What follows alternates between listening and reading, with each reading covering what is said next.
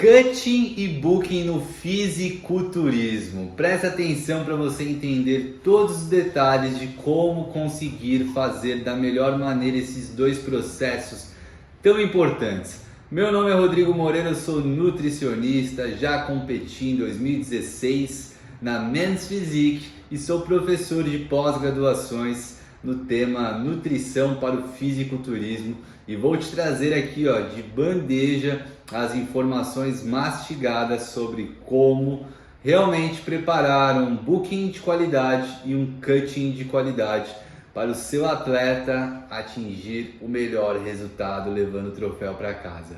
Vamos lá, começando a entender esses conceitos.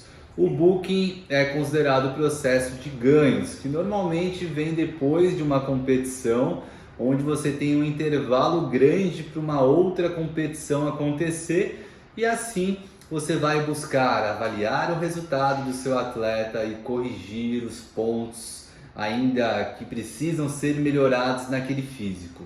Para isso, você então no booking vai estar em estado de capacidade de construção muscular, que é o superávit calórico.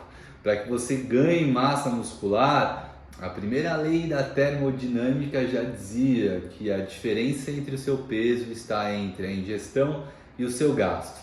Então, para você subir o seu peso e construir mais um andar de massa muscular, naquela musculatura que aquele atleta precisa, ou seja, ele precisa aumentar a espessura do seu bíceps, ele precisa de mais detalhamentos nas suas costas, ele precisa de uma panturrilha um pouco mais lateralizada e até mesmo com mais profundidade. É no booking onde você vai fazer essa construção acontecer. E para isso, mais calorias são necessárias. Como é que você faz a transição pós-competição de um atleta que está então numa fase de grande restrição e depleção para chegar no dia de competição com a maior definição e densidade muscular possível para um período de booking? Normalmente você faz uma fase de transição, onde de forma simplificada você vai subir gradualmente as quantidades de calorias após semanas. E esse booking tende a durar por 4, 5, 6, dependendo do atleta, até mais do que isso. É difícil um booking ser de 1, 2 meses, porque não dá tempo suficiente para realmente você construir mais massa muscular nessa região, mas dependendo de como for o calendário esperado desse atleta, ainda você faz essas fases de transição e superávit calórico.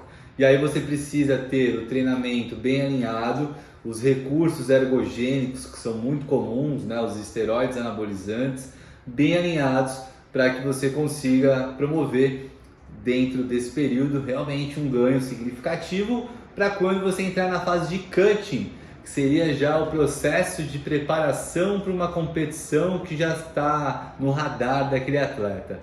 Normalmente um processo de cutting gira em torno de 3, 4 a 5 meses para que você tenha uma perda que seja adequada sem desgastar a musculatura desse atleta. Então o ideal é que você não faça um cutting de 1, 2 meses, porque você pode desgastar demais a musculatura do atleta e prejudicar até os ganhos que foram conquistados nesse processo de booking. Agora vamos colocar a diferença entre calorias e macronutrientes desses dois processos. No booking, as calorias então elas vão estar pelo menos 1.000 calorias acima do gasto energético estimado diário. E isso então você vai conseguir avaliar com base no seu gasto energético basal. Por exemplo, um atleta de 100 quilos vai ter um gasto basal aproximado, depende da quantidade de massa muscular, de 2.300 calorias basal.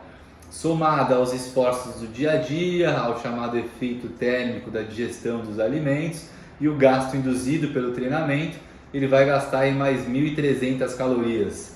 E aí você vai somar esses valores e ainda adicionar mais 1.000 calorias de sobra calórica, que é o superávit, para que você consiga aí estar dentro de uma quantidade que realmente dê mais calorias do que ele gasta por dia. Então é normal um atleta consumir aí 4.000, às vezes 5.000 calorias para estar dentro de um processo de booking. Já o cutting é o contrário, você vai apertar a dieta do atleta em normalmente, inicialmente, 300, 400, 500, 600, gradualmente 700 até 1000 calorias também, e às vezes até abaixando do basal, dependendo de quanto de esteroide que você está podendo utilizar com aquele atleta, para que ele consiga aí dentro desse processo de 3, 4, 5 meses atingir a definição. No processo de bulking, o macronutriente mais utilizado são os carboidratos, onde você fica em margens bem mais altas do que o cutting, onde muitas vezes no final da preparação você depleta e quase zera ou zera, dependendo da categoria e da necessidade do atleta. A proteína ela acaba vindo de bandeja muito alta também, mas não é uma necessidade. Para quem não sabe, quanto maior a ingestão de carboidratos, menor a necessidade de ingestão de proteínas para você ter um efeito anabólico sustentado. Significa então que o carboidrato é o principal macronutriente anticatabólico. E quanto melhor for o seu anticatabolismo, menos de estímulo anabólico você precisa. E com isso você pode então deixar a proteína um pouco mais baixa, mas por comer muito tudo fica mais alto. E a gordura também acaba vindo de bandeja com a proteína, mas o ideal é não exagerar em gordura. Então, ó, colocando aí por quilogramas de peso, proteína você tende a encontrar atletas que variam aí de 2,2 a 4 gramas de proteína num bulking. O carboidrato, você já vai encontrar doses que passam de 4 gramas, chegando a próximo de 8 gramas por quilograma de peso corporal. E a gordura, você vai encontrar normalmente 1,5, 2,5 gramas dentro desse processo. Já o cutting é diferente, ó, informação preciosa para você que tem dúvidas. O macronutriente mais que eu coloco como negligenciado ou menos necessário no cutting são as gorduras. As gorduras normalmente é onde a gente mais aperta no cutting. A proteína, nesse caso, proporcionalmente fica bem mais alta. Então é normal num cutting você ter uma dieta low carb, low fat, high protein, né? Então alta em proteína, baixa em carboidrato e baixa em gordura. Só que você não começa drasticamente fazendo isso. Então é normal você sustentar um carboidrato ainda numa quantidade boa no início do cutting, e aí você vai reduzindo gradualmente. E tem atleta que tem uma qualidade excelente já mantida no físico o ano inteiro, que não precisa estar com dieta apertada, mesmo em processo final de competição, onde ele ainda tem refeições, por exemplo, pré, pós-treino, às vezes mais de uma no pré e no pós-treino, ainda com uma boa quantidade de carboidratos, mas normalmente, realmente, para você atingir um físico com muita qualidade, você precisa apertar um pouco mais a sua alimentação. Os esteroides, isso varia bastante, né? Então, cada vez mais os indivíduos estão utilizando quantidades grandes por todo o ano, em alguns momentos bem específicos dentro de calendários onde o atleta tenha poucas competições no ano, você consegue às vezes um respiro ali dos esteroides, mas é uma multifarmácia, né? Uma polifarmácia que é utilizada. Eu tenho o curso, se você quiser se aprofundar, para que você tenha todos os detalhes, eu explico todas as drogas utilizadas, quais são as quantidades, quais são os momentos que são mais utilizados, a parte da dieta, quais são as distribuições com bastante profundidade, com exemplos de casos reais e com base na literatura científica, para a gente ter validação das informações. Tem muita coisa legal para falar sobre esteroides e também sobre fisiculturismo associado à nutrição esportiva. Aqui no canal você vai encontrar alguns vídeos já onde eu trago mais detalhes, mas aqui a ideia era passar um pouco mais de uma visão sobre o cutting e o bulking. E lembre-se, quando você está chegando bem perto da competição, aí você não está nem no cutting, nem no bulking. Você já está na semana final de competição e muita coisa pode mudar de um atleta para o outro. A gente chama de peak week.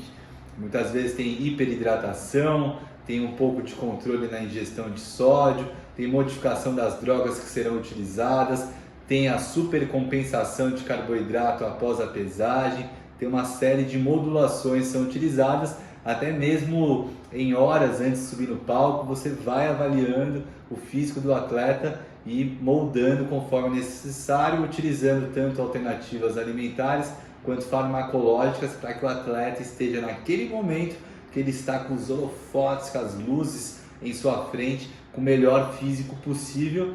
E para quem conhece campeonatos de fisiculturismo, sabe que muitas vezes você vai ter as prévias e as finais que tem um intervalo de recuperação ou um intervalo entre esses momentos de apresentação em que muita coisa pode mudar. Muito comum um atleta estar muito bem ou muito mal na prévia e depois melhorar de forma expressiva, ganhando posições quando ele faz as modulações necessárias. E aí então é um momento que aí você tem alguns pontos bem específicos, individualizados de cada atleta, de acordo com as respostas que o físico dele apresentar. Inclusive nesse curso eu falo de toda a parte de pintura, de esfoliamento de pele e entre outros detalhes, passando referências para que você tenha domínio até mesmo das alternativas de treinamento que são utilizados para esses atletas, tanto em período de booking, falando de exercícios resistidos como a musculação, como é feito, o aeróbio, como é feito, e também a parte de preparação pré-competição. Muito obrigado por você que ficou até o final. Se esse vídeo ainda te deixou com alguma dúvida, aproveita, deixa nos comentários que vai ser um prazer te responder. E assim a gente vai compartilhando conhecimentos e cada vez mais também recebendo a retribuição de pessoas aqui inscritas no canal. Muito obrigado e até a próxima. Valeu!